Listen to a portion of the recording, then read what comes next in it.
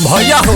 Power यही जैसे शुरू होला यही जैसे खत्म होला तो पावर फिर वो शुरू हुई कि काराकाट में विकास के नदी बही तो लोग अपन तमाम के वोट दे के कौन भैया के निर्दलीय जिताई और वहाँ के सांसद बना के काराकाट के पूरा विकास कराई।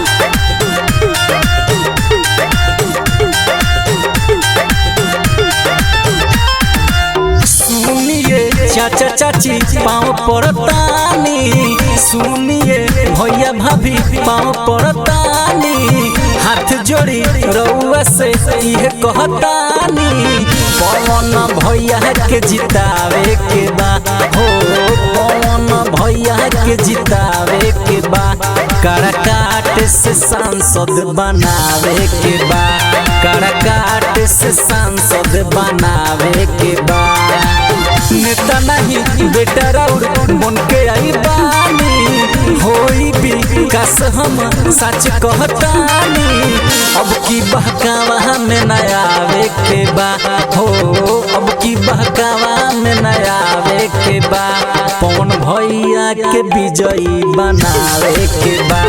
काराकाट से सांसद बनावे के बा काराकाट से सांसद बनावे के बा।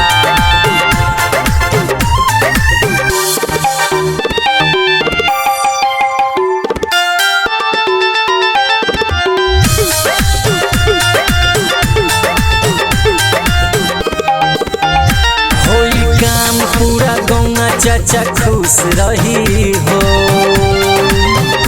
होई काम पूरा गौवा चाची खुश रही हो भले विरोधी हमनी से कितनो रोस रही हो सब कर काम होई रही न खाली सब कर काम होई रही न खाली वोट के दिह जनी बाटे जे जाली सबके ई बतिया बतावे के बा हो सबके ई बतिया बतावे के बा पवन भैया के अब की जितावे के बा पवन भैया के विजयी बनावे के बा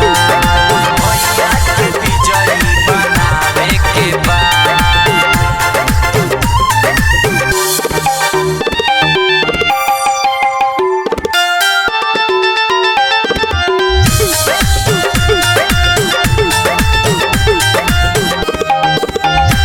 सोनू विजय के माला पहिरावे के बा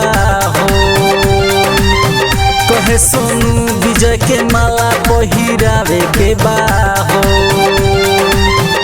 इनके जिता के दिल्ली पहुँचावे के बा हो रंजित सत्याई सच कहता रे रंजित सत्याई सच कहता रे सुनिए भैया भाभी पाँव पड़ता रे सब लोग के बतिया बतावे के बा हो निर्दलीय इन के जितावे के बा पवन भैया के विजयी बनावे के बा काराकाट से सांसद बनावे के बा। अरे चाची